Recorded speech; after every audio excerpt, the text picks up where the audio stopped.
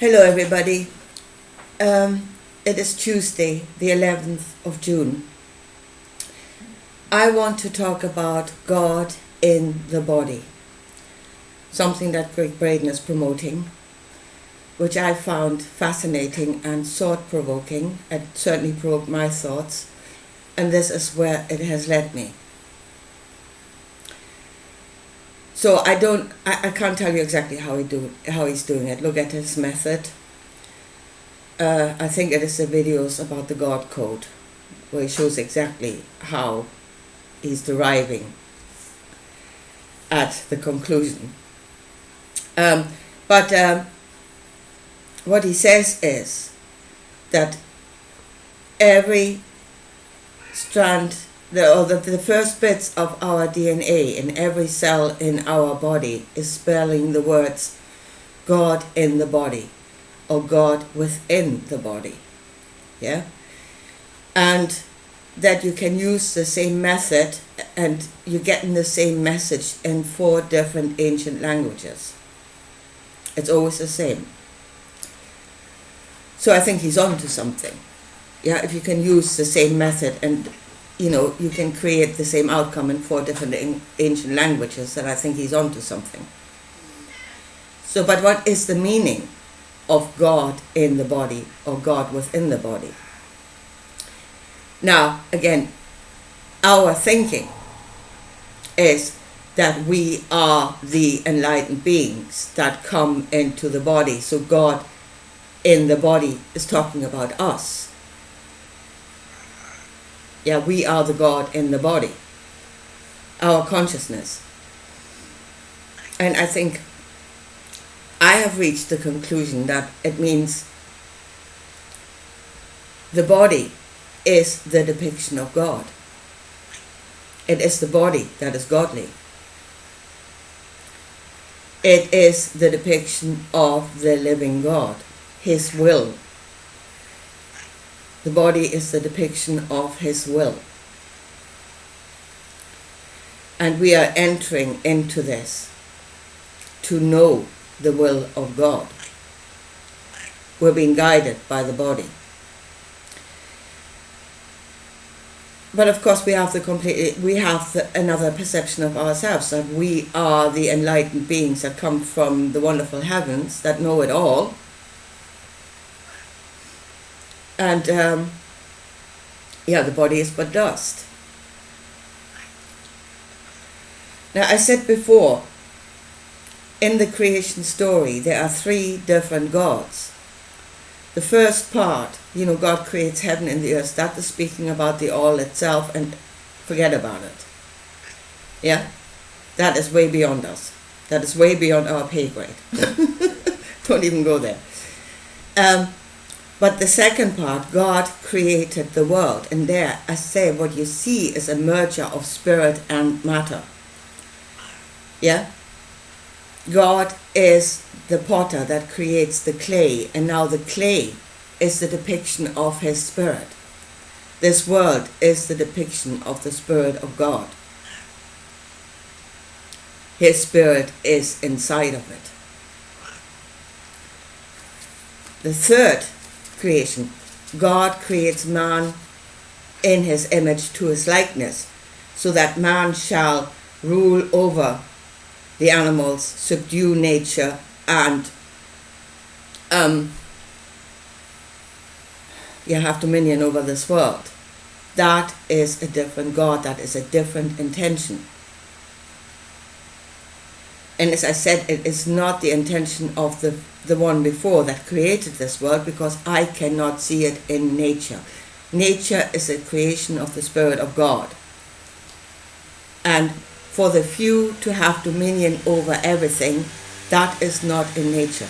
You cannot see it. There's no part of nature that wants to have dominion over this world apart from us. But we are being guided by a different spirit. We are not within the Spirit of God, but we're the spirit of another God. And that is why this is not happening. We've become round square pegs in a round hole.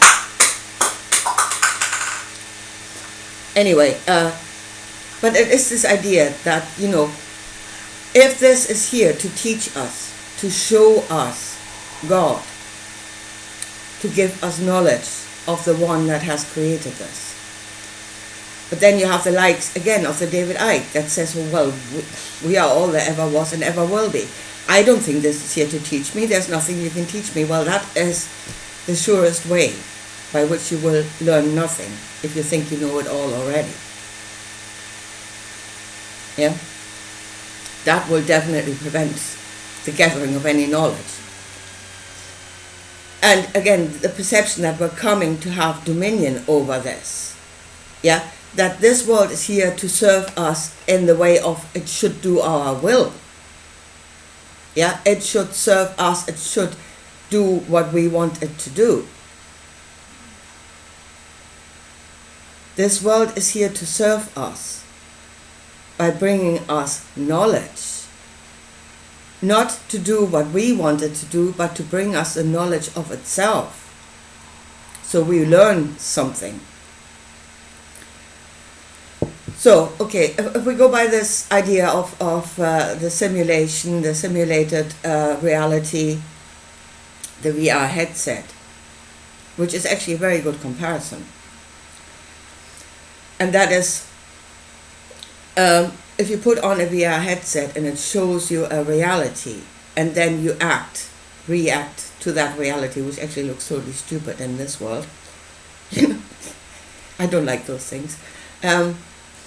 People going around making hand signals and stuff in thin air. It's just weird. Anyway, but you're doing according to the information that you receive.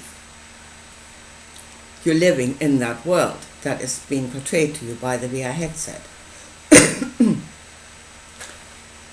So why don't you do the same with your body? If this is your headset that is bringing you information, why don't you react according to the information that you receive? Because we don't. We go against it. Here's the thing, we're not going with the information that we naturally receive. The thing is with a VR headset, if you were to tweak the settings, of information, like you change the color or you change the shapes a bit or something, it would show you a different world. And you would react according to a different world. Well, we have tweaked the settings. We are tweaking the settings of this machine. And then it shows us a different world. No longer the truth that it was created to show.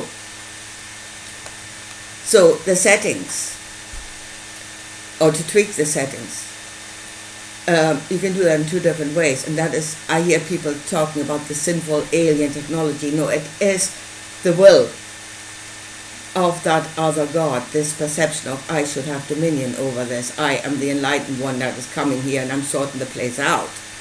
Yeah? Whereas the place is perfect and you're creating havoc. But it's that perception that gives us the knowledge of how to tweak this.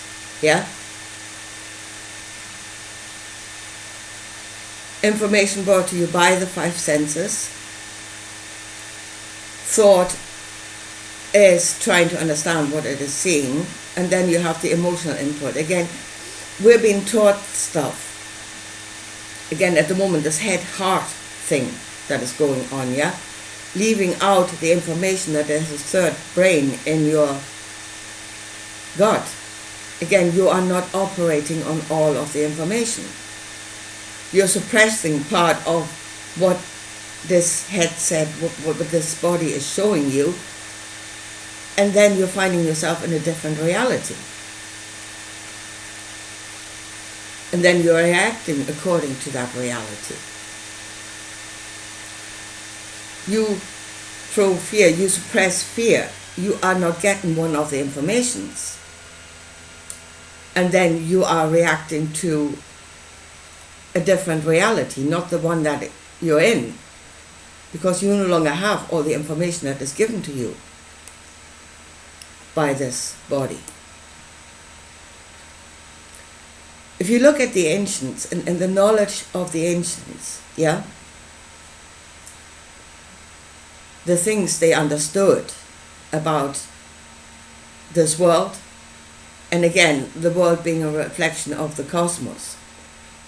Yeah, your body is the microcosm that is a reflection of this world. The world is a reflection of the cosmos, a microcosm of the greater cosmos. They had knowledge of that. They had great understanding shown in the Hermetic principles and other things. How did they know more? Because they were functioning inside naturally functioning bodies. Their machines that showed them these things were still working. It was out of the knowledge of self, but self being inside of the living God,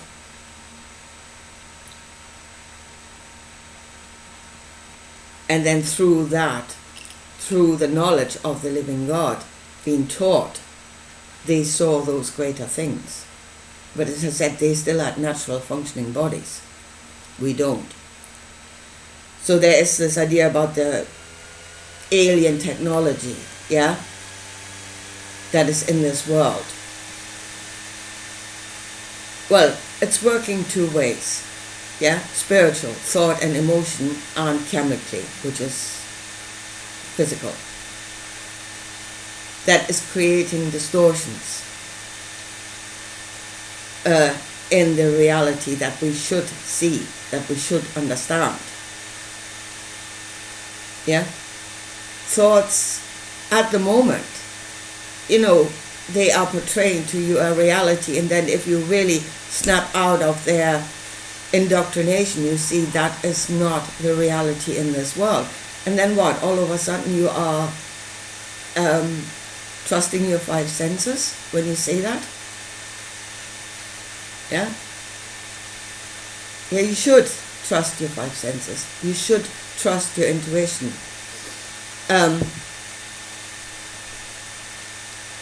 And there is greater knowledge to be had in going into the energetic body, but it still shows you nothing different than what you're seeing now. It just shows it to you in a different way. You're still looking at the same thing. So again, the spirit of the God of this world is reflected in nature. Nature is the depiction of his spirit. Your body is the depiction of the spirit of God, the God of this world.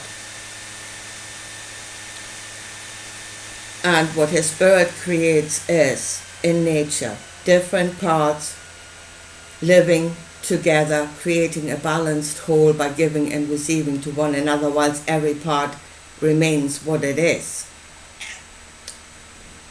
Out of what they are, they will create a balanced whole. And that is what we're here to learn. That is what we're here to learn, to actually get on with others, to create balance, to respect others as they are and try to create a functioning whole, which we absolutely are not managing at the moment. Yeah, we're the opposite. Yeah, we are creating death and destruction of ourselves, of nature, because we are functioning under that other perception under the spirit of that other God. We shall have dominion over this place. This place is here to serve us, and serving us means it has to do our will.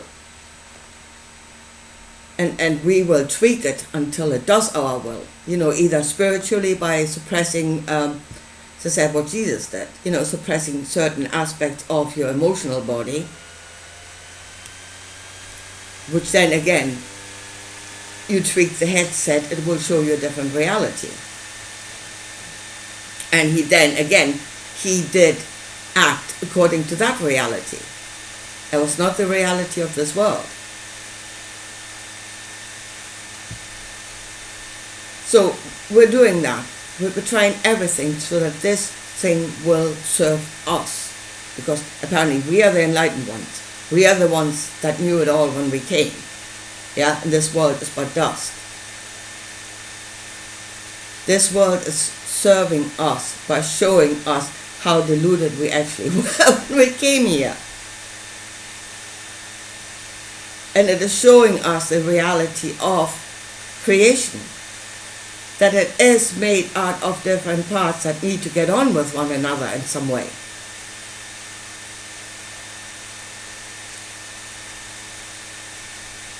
But yet people blame the body for whatever is going wrong.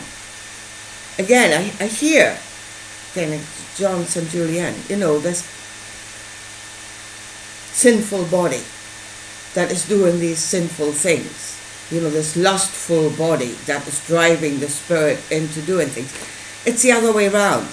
It's your spirit that is horsewhipping the body into doing things that really it does not want to do. And it's sending you all the signals that it doesn't want to do that. It's hurting. It's crying out. It's reacting with fear. It's reacting with anger. It's sending, no, suppress those messages. You are the God that should rule over this. Yeah? I mean,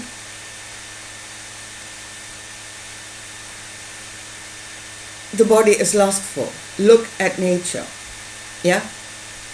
Animals that are still in nature, within the will of the living God, they have surprisingly little sex in their life. It is a function that is being done whenever it was necessary. Yeah? They don't go around lusting all year long, every minute of the day. How many obese animals can you see apart from the ones that we're feeding ourselves? And, we are forcing our body to take in these things. Like if you're a smoker, like I'm a smoker, you can remember your first cigarette and tell me, did your body joyfully receive what you were given to it? Yeah?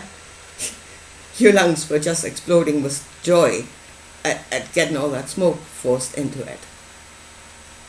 No, your body rejected it. It tasted horrible, it felt horrible, but you persevered because your will had to be done. And the body had to just put up with it. The body is the depiction of the God of this world. The body is a depiction of a higher truth than you are. That is God within the body. It's not you. It's not your consciousness. It is the depiction of a consciousness that is greater than you. But you are supposed to reach that level of consciousness by being guided by the body in all of its function, which at the moment we have distorted this thing so much. To reach the level of the ancients again, we would have to have healthy bodies again. We need to live in a healthy body. We need to really reset this thing to a healthy, natural level, so we can see through the body the correct picture again. I hear people saying, you look in the mirror and you say, I despise this body. What you should really despise is your spirit within the body that did that. Everything that you judge to be wrong when you look at your mirror image is what your spirit has done to your body. That is now reflected in the image. The image was perfect to start with. And what you are looking at now is a distortion that you have created, that your spirit has created, not the spirit of this world. Not the body itself. You forced your body into that. By having dominion over it, whatever crap I put into you, you will just have to take it. Because I am God. I am God. And the wages of sin is death. It's as simple as that. You missed the mark. We've all missed the mark. And we're dying. And this world is dying. It won't go on forever. This world will eject us.